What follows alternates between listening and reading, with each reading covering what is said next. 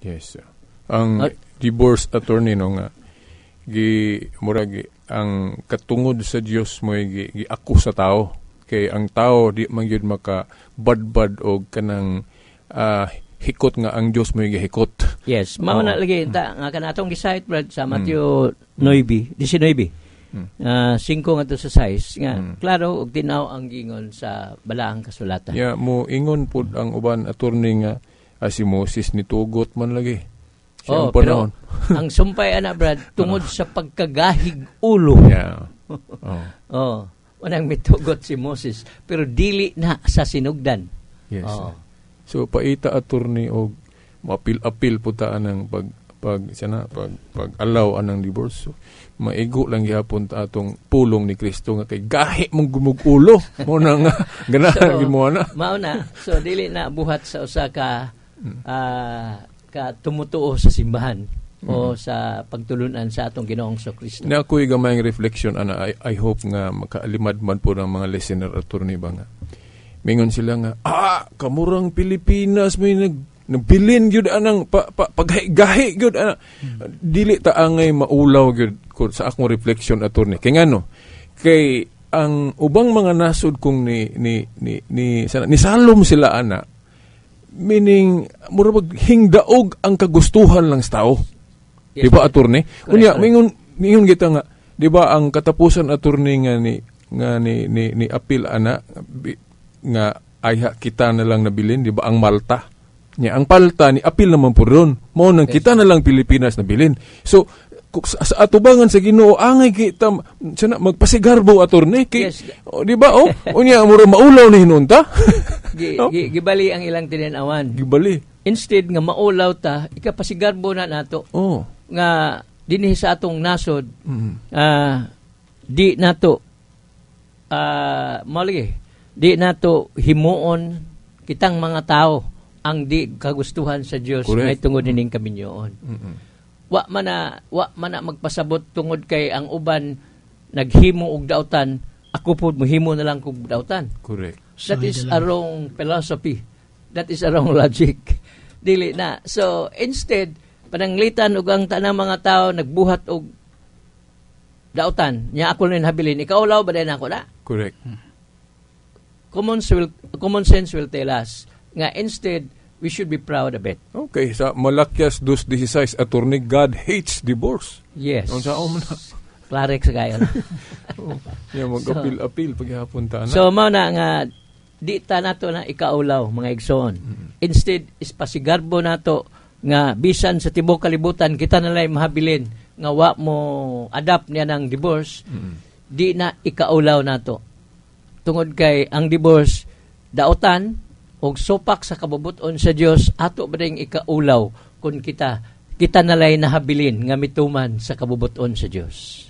Yes, attorney rin sa kapilya attorney na ako inadumduman nga akong reflection nga nabati po na akong i-share po diri sa atong mga listener nga naamanggoy kana bang pamaagi nga Kristohanon kana galing pagbuntog sa kadautan attorney nga kanang gitawag og overcome evil with good kanang sa Hebrews chapter 12 verse 21 no ayaw padaog sa dautan hinuno daga ang dautan pinagis maayo kung kana good nga principle kana galing panagbulag attorney I think dili ma-practice na siya nga kana bang weapon kay pumayong kag gubot na mo sa inyong pamilya ana kanang sana wa na mo kasirabot den ang waylaing medios divorce unsaon pag-practice anang overcome evil with good di ba go with the evil kay og ako pananglit ang asawa attorney ako babae ako ang asawa din ang akong bana salbahis unsaon ako pagbuntog ang iyang kadautan pinaagis maayo kung biyaan makigbulag din ko niya. Yes, so kuada siya kanang bang the power of love attorney ba nga kanang unconditional love. Di ba mo may gipasabot anang overcome evil with good sa akong reflection. Magani na sa panahon sa atong kasal sagdi lang exception si Bradnick kay hapit na ni matod pa sa kasakit kun sa kaharuhay o sa kahayahay mag-inunungay gyud hangtod sa kahangturan. unyag sa kasakit di ay mag-iyahay naman di ay ugwan, iyahay naman di ay sibat. Palitson-litson pa attorney nga magbulag na di. Oh, yes. Sa kapilya kuan Brad Nicolay og attorney, akong gi-share tong istorya ba sa usa ka magtiayon attorney ba nga ang bana salbahis jud kaayo sa nga tanan. Niya ang asawa nihatag og unconditional love sa iyang banang salbahis. Bugbog sarado ang asawa pero wala gyud mo balos og kanang maot ang asawa. Sige lang gihapon siya amuma sa iyang banang salbahis. Unya, to cut the story short, attorney, ang point lang atong kuhaon nga na dasmagan bitaw sa kanan ang banang salbahis kay agis kahubog po attorney. Then na hospital. Then sa hospital akatahan gyapon siya siyang asawa. Unconditional love lagi gihatag sa asawa. Didto na hinuklog ang iyang banang salbahis. Kay nakapamalandong siya dito sa hospital attorney nga unsa man ning akong asawa nga sa kasalbahis na ko maayo manggihapon. So dito na tandog o nausab o na born again o nahimong tarong na convert sa kaayo ang iyang bana. So mo nay atong reflection anang overcome evil with good attorney. Brad, ang iklaro na lang na born again o ano usawa na nausab ang iyang relihiyon o nagbago siya. Pasabot nagbago. Mo man ay usa sa pasabot ana. Ito nang giklaro kay daghan ra ba kayo namati. Okay. So mao na attorney nga kana kung naagod tay kinaiya nga hala og wala lisod na bulag dayon dili na to ma-practice ng nga weapon sa usa ka Kristohanon nga atong bag-uhon ang atong partner pinagi sa atong kaayo. Yes, that is cowardice. Yes. Ihayal tagsibat ko problema na. Muna nga sa kana nga reflection attorney mo na murag na appreciate na ko pag-ayo ang baruganan ng simbahan. Yeah. So mo na Brad ang atong ika-kuan. Gani matupad ni Brad Nick panahon sa kasal perting bunggaha. Kay kana agong bulag dayon attorney mura man tag mura bag wa nato masunod tong gustos Ginoo ba nga pabasanon tanya krus, di ba? Kinsa tumbot mo sunod kanako kinahanglan mo pasan sa krus. Mao man ang mga trials, mga kalisod kinabuhi. Panahon kuno sa pagkasal perting bunggaha. Perting kanay gyud pasikatay. Pero panahon sa intalang problema o kagulanan wagyoy isig taguay. Ibatay. So mao na mga igsoon nga ang digyod angay usata sa mo ang simbahang Katoliko mo supak yun nini tungod kay this is an Christian nga pinuhatan.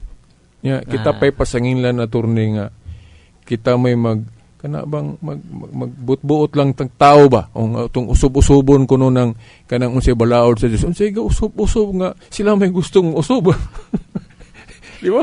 Sa kadugay na kay nang pagsupak ana. Di ba?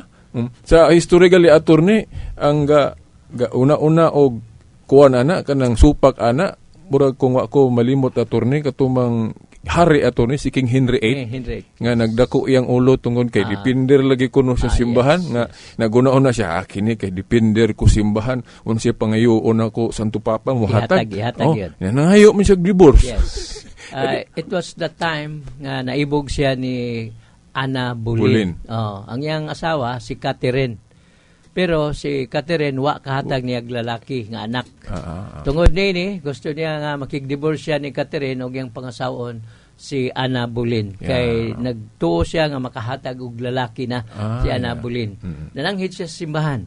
Pero gibalibaran siya sa simbahan kay di lagi mahimo nga buhato na siya kay supak na sa gitudlo sa atong Ginoong Kristo. Unya tungod lagi kay siya usaman siya nga nakadawat sa title nga Catholic Defender. Dili Catholic Faith Defender. Catholic Defender. Ang iyang pagka-defender ato na murag kanang gubat-gubat nga. Yes, brother. Tungod kay during the Reformation, doon ako higayon. Nga dili lang conflict of the doctrine or teaching, but there is really physical conflict sa mga intalang nagprotesta o sa Iglesia Katolika. And ang usa ka lugar, ang usa ka gingharian nga gipanguluhan o panguluhan og usa ka Katoliko nga hari, ang maong tibok gingharian o tibok nga nasod mahimo siyang Katoliko. So kun mao na si King Henry VIII, he defended the Catholic Church against the kanang gitawag nato mga physical conflict yun sa mga gingharian at the time. So balikon nato, it's because of that King Henry VIII received the title as Catholic Defender. O mauligi sa dihang bot niya nga iyang i-divorce si Catherine kay mga sawa siya ni Anna Boleyn, ni nanghid sa simbahan o nangayo sa simbahan niya na pero wa siya hatagi sa simbahan.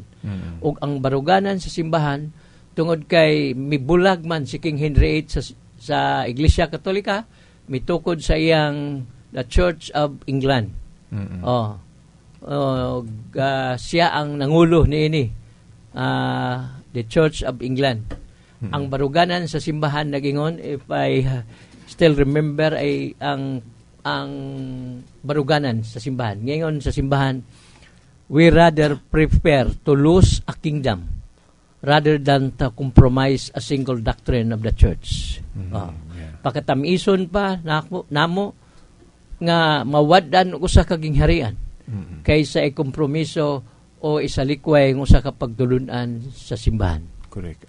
Mao na ang bariganan sa simbahan. Maigsoon, may tungod na ng divorce. Maka-appreciate kay nita sa Santo Papa Attorney kay but na naon kuya to kay kuan gusto si Hari gusto si King Henry, no? Yes. O nahadlok pa siya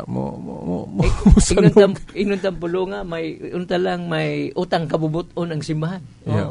Kay siya goy manalipod batok sa mga protestante nga mga hari nga mo-attack sa England or sa ubang lugar. Siya manalipod. But in spite of that, di gyud mahimong ikompromiso o i-compromise ang usa ka doktrina sa simbahan.